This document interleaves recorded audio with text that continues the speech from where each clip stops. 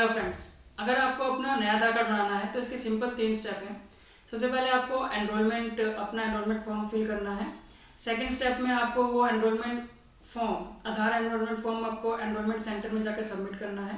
Third step में आपको आधार enrolment centre में जाकर अपनी डेमोग्राफिक एंड बायोमेट्रिक डिटेल्स आपको अपडेट करनी है। उसके बाद आपको वहाँ से एक एक्नॉलेजमेंट स्लिप मिलेगी और उस एक्नॉलेजमेंट स्लिप मिलने के बाद 30 से 90 डेज के भीतर आपके पास आपका आधार कार्ड आ जाएगा। जो भी आपने एनरोलमेंट फॉर्म में अपना एड्रेस लिखा होगा उस फॉर्म पर आ जाएगा, प्लस आपके मोबाइल पर मैसेज भी आ जाएगा कि आपका आधार कार्ड बन चुका है। तो इस वीडियो में हम लोग यही देखने वाले हैं कि अपना एनरोलमेंट फॉर्म कैसे फिल करें, अपना एनरोलमेंट सेंटर कैसे ढूंढें, कहाँ पर आपको अपना एनरोलमेंट फॉर्म फिल करने के बाद सबमिट करना है और कहाँ पर आपको अपनी बायोमेट्रिक और डेमोग्राफिक डिटेल्स अपडेट करवाने के लिए जाना है। ओके गाइस, तो बने रहिए हमारे साथ। इसी वीडियो में हम आपको वीडियो के अंत तक सब कुछ बताने वाले हैं कि आपको अपना नया आधार कार्ड बनाने के लिए आपको क्या क्या करना है। आइए देखते हैं आधार एनरोलमेंट फॉर्म हम कैसे फिल कर सकते हैं और हमें इसमें क्या क्या फिल करना है। ये आधार एनरोलमेंट फॉर्म हमारा 18+ यानी कि 18 साल से ज़्यादा के आयु के लोगों के लिए है और प्लस वो रेजिडेंट इंडिया का होना चाहिए। तो अगर आप रेजिडेंट हैं इंडिया के और आपकी एज 18+ है, 18 साल से ज़्यादा है, तो आप इस फॉर्म का इस्तेमाल करेंगे आधार कार्ड एनरोलमेंट करने के लिए, आधार कार्ड बनवाने के लिए। तो आइए देखते हैं इस फॉर्म को कैसे फिल करना है। तो सबसे पहले यहाँ पर लिखा हुआ है please fill the instruction overleaf while filling up the, मतलब ये पूरा फॉर्म आपको सबसे पहले कैपिटल लेटर्स में भरना है। अब हम फर्स्ट पॉइंट एक एक करके सारे पॉइंट देख लेते हैं हमें क्या क्या फिल करना है। सबसे पहला पॉइंट है न्यू एनरोलमेंट कर रहे हैं या आप अपडेट करना चाहते हैं। तो हम अपना आधार कार्ड नया बनवाना चाहते हैं, फर्स्ट टाइम आप अपना आधार कार्ड बना रहे हैं, तो हम न्यू एनरोलमेंट के ऊपर अपना क्लिक कर देंगे, टिक कर देंगे। उसके बाद सेकंड पॉइंट पे आ जाते हैं। सेकंड पॉइंट पे पूछा जा रहा है आप रेजिडेंट इंडियन है या नॉन रेजिडेंट इंडियन है। तो अगर आप इंडिया में रहते हैं तो आप रेजिडेंट इंडियन है, तो आप रेजिडेंट इंडियन के ऊपर क्लिक कर देंगे। थर्ड पॉइंट पे आते हैं। थर्ड पॉइंट लिखा हुआ है इन केस ऑफ अपडेट। अगर आप अपने आधार कार्ड में कुछ अपडेट करा रहे हैं तो आपको ये फिल करना है, अदरवाइज़ आपको ये फिल नहीं करना है। तो थर्ड पॉइंट हमारे लिए वैलिड नहीं है क्योंकि हम अपना आधार कार्ड फर्स्ट टाइम बनवा रहे हैं। नया आधार कार्ड बनवाने के लिए हमें ये वाला पॉइंट फिल करने की ज़रूरत नहीं है।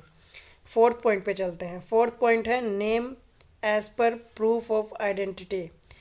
तो आपको यहाँ पर अपना नाम लिख देना है। याद रहे आपको अपना नाम यहाँ पर वही लिखना है जो जिसका आपके पास डॉक्यूमेंट हो, मतलब प्रूफ ऑफ आइडेंटिटी। अगर आप प्रूफ ऑफ आइडेंटिटी के लिए जो भी आप डॉक्यूमेंट दे रहे हैं उस पर जो नाम है आपका वही नाम यहाँ पर लिखना है आपको। अब ये प्रूफ ऑफ आइडेंटिटी के लिए कौन कौन से डॉक्यूमेंट आप दे सकते हैं मैं आपको अभी थोड़ी देर में बता दूंगा कि आपको कौन कौन से डॉक्यूमेंट आप दे सकते हैं या आपको देने हैं। ओके, तो आपके जो डॉक्यूमेंट में है नाम वही आप लिखेंगे। फिफ्थ पॉइंट पे आते हैं। यहाँ पर लिखा हुआ है जेंडर, तो जो भी आपका जेंडर है आप लिख सकते हैं, मेल फीमेल या ट्रांसजेंडर। सिक्स पॉइंट है। सिक्स पॉइंट में यहाँ पर आपको एज लिखनी है अपनी। अब यहाँ पर आपके पास दो ऑप्शन है, आप अपनी एज लिख सकते हैं कि आप कितने साल के हैं, या आप अपनी डेट ऑफ बर्थ लिख सकते हैं। अगर आपके पास ऐसा डॉक्यूमेंट है जो आपकी डेट ऑफ बर्थ प्रूव करता है, जैसे कि आपका बर्थ सर्टिफिकेट हो गया या आपका 10th क्लास का सर्टिफिकेट या मार्कशीट हो गई, तो आप डेट ऑफ बर्थ लिख सकते हैं। क्योंकि ये डेट ऑफ बर्थ जो भी, अगर आप date of birth print out करवाना चाहते हैं अपने आधार कार्ड पे तो उसका एक डॉक्यूमेंट देना पड़ेगा आपको। अगर आपके पास डॉक्यूमेंट नहीं है तो आप अप्रोक्सीमेट में भी लिख सकते हैं, अप्रोक्सीमेट आपका एज कितना है अगर आपके पास कोई डॉक्यूमेंट नहीं है तो। ओके गाइस, आगे चलते हैं। सेवन्थ पॉइंट पे चलते हैं। सेवन्थ पॉइंट पे लिखा हुआ है एड्रेस। तो यहाँ पर आपको सिंपल अपना एड्रेस लिख लेना है, house number, landmark, street, road, area, locality, village, town, Delhi. मैंने फिल कर दिया है। तो सिंपल आपको अपना एड्रेस लिखना है, ऐसा कुछ खास है नहीं इसमें। अपनी ईमेल आईडी लिख देंगे, मोबाइल नंबर लिख देंगे, पिन कोड जो भी आपका वो लिख देंगे, डिस्ट्रिक्ट सब डिस्ट्रिक्ट। ओके गाइस, उसके बाद आगे चलते हैं। उसके बाद यहाँ पर एक क्वेश्चन पूछा जा रहा है वेरिफिकेशन टाइप। आप वेरिफिकेशन किस टाइप से करवाना चाहते हैं। देखिए यहाँ पर हमारे पास दो ऑप्शन दिए गए हैं, डॉक्यूमेंट के बेसिस पे कराना चाहते हैं या हेड ऑफ द फैमिली के बेसिस पे कराना चाहते हैं। इन दोनों में से आपको एक के ऊपर टिक करना है, दोनों पे टिक नहीं करना है। अगर आपके पास डॉक्यूमेंट है आप डॉक्यूमेंट के बेस पे करा सकते हैं अपनी वेरिफिकेशन। अगर आपके पास डॉक्यूमेंट नहीं है तो आप हेड ऑफ फैमिली के बेस पे भी करा सकते हैं। तो जो भी आपको सूटेबल लगे, जो भी आपके लिए आसान रहे, आप उसके थ्रू जा सकते हैं। तो आइए चलते, मैं आपको दोनों के लिए भर के बता देता हूँ कि अगर आप डॉक्यूमेंट के बेसिस से अपना वेरिफिकेशन कराना चाहते हैं तो उस केस में आपको कैसे फिल करना है, और हेड ऑफ़ द फैमिली के बेस पे अगर अपना वेरिफिकेशन कराते हैं तो उस केस में आपको कैसे फिल करना है फॉर्म। तो आइए देखते हैं आगे। सबसे पहले मैं आपको बता देता हूँ, अगर हम डॉक्यूमेंट के बेस पे वेरिफिकेशन कराते हैं तो हमें क्या करना है। अगर आप डॉक्यूमेंट के बेसिस पे वेरिफिकेशन कराते हैं तो आपको 8 नंबर यहाँ पर फिल करना है। यहाँ पर लिखा हुआ है फॉर डॉक्यूमेंट बेस्ड एनरोलमेंट। तो सबसे पहले क्या लिखना है, यहाँ पर आपको प्रूफ ऑफ आइडेंटिटी, कि आप प्रूफ ऑफ आइडेंटिटी के लिए कौन सा डॉक्यूमेंट दे रहे हैं। मैंने पैन कार्ड लिख दिया है। मैं आपको लिस्ट ऑफ डॉक्यूमेंट अभी बता दूंगा वीडियो के एंड में। तो अभी मैंने पैन कार्ड दे दिया, proof of identity. Proof of address, अब एड्रेस का आपने ऊपर जो एड्रेस लिखा है इसका प्रूफ होना चाहिए। इसका प्रूफ क्या है, आपका एड्रेस का प्रूफ क्या है। तो आपके पास जो भी डॉक्यूमेंट है अपने एड्रेस को प्रूफ करने के लिए, वो ये जो आपने एड्रेस लिखा है इसको प्रूफ करने के लिए जो भी आपके पास डॉक्यूमेंट है आप वो लिख दोगे। मैंने जैसे कि वोटर आईडी कार्ड लिख दिया है, तो वोटर आईडी कार्ड पे जो मेरा एड्रेस था मैंने वही ऊपर लिखा हुआ है। ओके, उसके बाद लिखा हुआ है डेट ऑफ बर्थ। अगर आप, मैंने आपको अभी थोड़ी देर पहले ही बताया, अगर आप वेरीफाइड, अगर आप अपनी डेट ऑफ बर्थ लिखते हैं यहाँ पर और वेरीफाइड के ऊपर टिक करते हैं तो आपको एक डॉक्यूमेंट देना होगा जो आपकी डेट ऑफ बर्थ को सेटिस्फाई या वेरीफाइड करता है। तो मैंने यहाँ पर डेट ऑफ बर्थ लिख दिया। डेट ऑफ बर्थ में मैंने 10th का सर्टिफिकेट दे दिया है, या आप बर्थ सर्टिफिकेट भी दे सकते हो। ओके गाइस, और इसके अलावा भी बहुत सारे डॉक्यूमेंट्स हैं जो हम दे सकते हैं। मैं आपको उसकी पूरी लिस्ट वीडियो के एंड में बता दूंगा। अभी फ़िलहाल के लिए हम अपना फॉर्म आगे के लिए देखते हैं। तो अगर आप डॉक्यूमेंट बेस पे करते हैं तो आपको इन 3 चीज़ों को फिल करना है पॉइंट नंबर 8 में। अब मान लो अगर आप डॉक्यूमेंट के बेस पे वेरिफिकेशन नहीं करवाते हैं, अगर आप हेड ऑफ़ द फैमिली के बेस पे वेरिफिकेशन करवाना चाहते हैं तो इस केस में आपको क्या करना है, 8th पॉइंट नहीं फिल करना है, आपको 9th पॉइंट फिल करना है for head of the family based enrolment. अब इस केस में क्या करना है, सबसे पहले आपको लिखना है कि जो भी हेड ऑफ़ द फैमिली के बेसिस पे आप अपना वेरिफिकेशन करवाना चाहते हैं उनके साथ आपका रिलेशनशिप क्या है। फादर है, मदर है, गार्जियन है, हस्बैंड है, वाइफ है, या कुछ और। तो जो भी आपके ऊपर एप्लीकेबल है आप उसके ऊपर टिक कर देंगे। मैंने फादर के ऊपर टिक कर दिया है। फादर के बेसिस पे, फादर के डॉक्यूमेंट के बेसिस पे मैं अपना वेरिफिकेशन करवा रहा हूँ।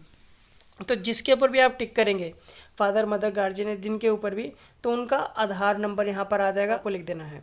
उसके बाद आपको डॉक्यूमेंट्स देने हैं कुछ प्रूफ के लिए।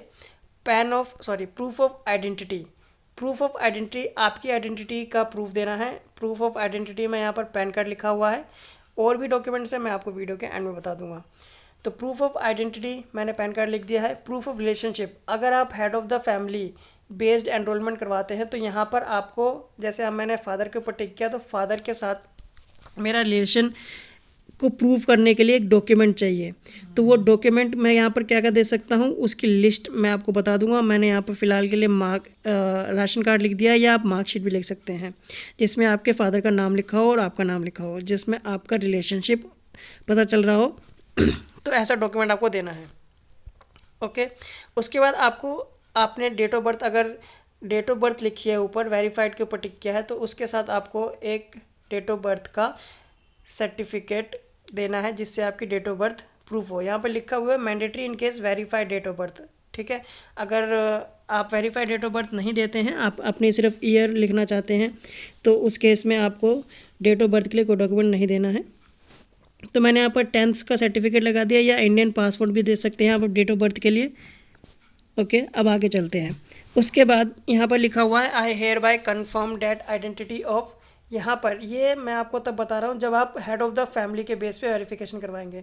तो यहाँ पर सिंपल आप अपना नाम लिख देंगे, और उसके बाद यहाँ पर फादर का नाम आ जाएगा, हेड ऑफ़ द फैमिली का नाम आ जाएगा, और यहाँ पर हेड ऑफ़ द फैमिली के सिग्नेचर आ जाएंगे। ओके गाइस, उसके बाद 10th पे चलते हैं।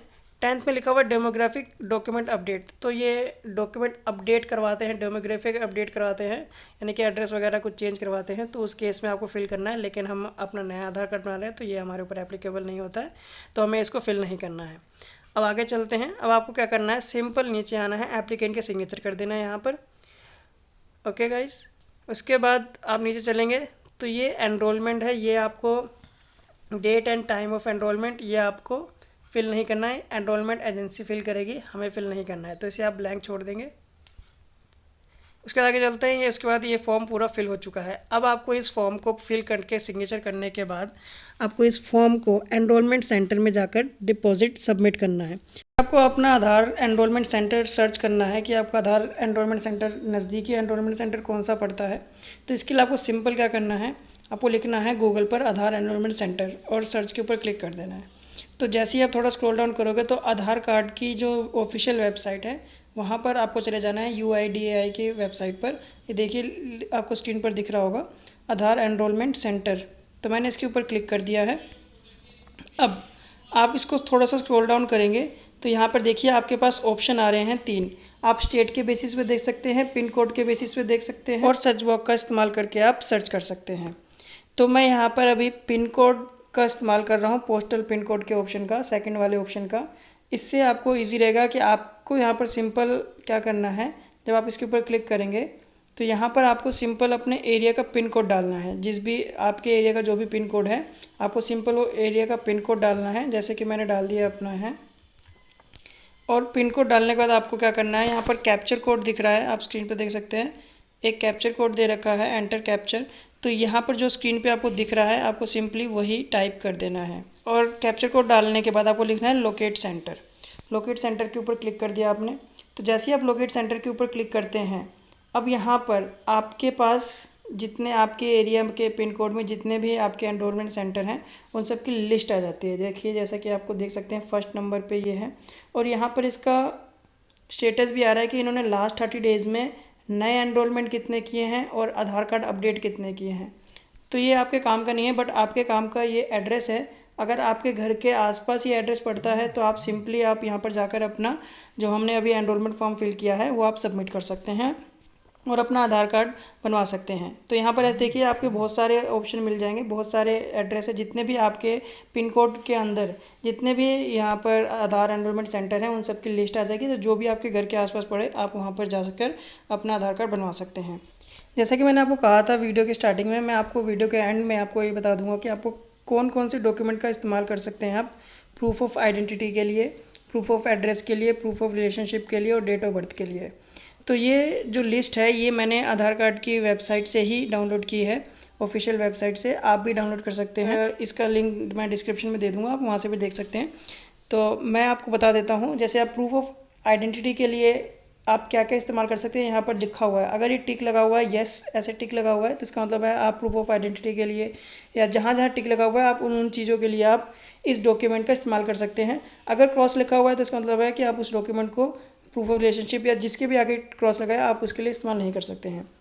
जैसे मैं आपको एग्जांपल दे देता हूँ, जैसे इन्होंने लिखा हुआ है इंडियन पासपोर्ट। इंडियन पासपोर्ट आप प्रूफ ऑफ आइडेंटिटी के लिए इस्तेमाल कर सकते हैं, प्रूफ ऑफ एड्रेस के लिए इस्तेमाल कर सकते हैं, प्रूफ ऑफ रिलेशनशिप के लिए इस्तेमाल कर सकते हैं, डेट ऑफ बर्थ के लिए इस्तेमाल कर सकते हैं। इसी प्रकार से पैन कार्ड है, पैन कार्ड आप प्रूफ ऑफ आइडेंटिटी के लिए इस्तेमाल कर सकते हैं, बट प्रूफ ऑफ एड्रेस के लिए आपका पैन कार्ड नहीं चलेगा, प्रूफ ऑफ रिलेशनशिप के लिए भी आपका पैन कार्ड नहीं चलेगा और डेट ऑफ बर्थ के लिए भी उन्होंने मना कर रखा है कि आपका पैन कार्ड नहीं इस्तेमाल होगा, डेट ऑफ बर्थ के लिए भी एक्सेप्टेबल नहीं है। तो इसी तरीके से ये पूरी लिस्ट है, आप चेक कर सकते हैं जो भी डॉक्यूमेंट आपके पास है। यहाँ पर सारे डॉक्यूमेंट्स की लिस्ट दे रखी है और यहाँ पर इसका स्टेटस दे रखा है कि आप इस्तेमाल कर सकते हैं किन किन चीज़ों के लिए। ओके गाइज, आई होप आपको समझ आ गया होगा कि आपको किन किन डॉक्यूमेंट्स का इस्तेमाल करना है। जो भी डॉक्यूमेंट आपके पास अवेलेबल है आप उस डॉक्यूमेंट का इस्तेमाल करके आप अपना आधार कार्ड बनवा सकते हैं। तो आज के लिए इतना ही, मिलते हैं अपने नेक्स्ट वीडियो में, तब तक के लिए थैंक यू सो मच।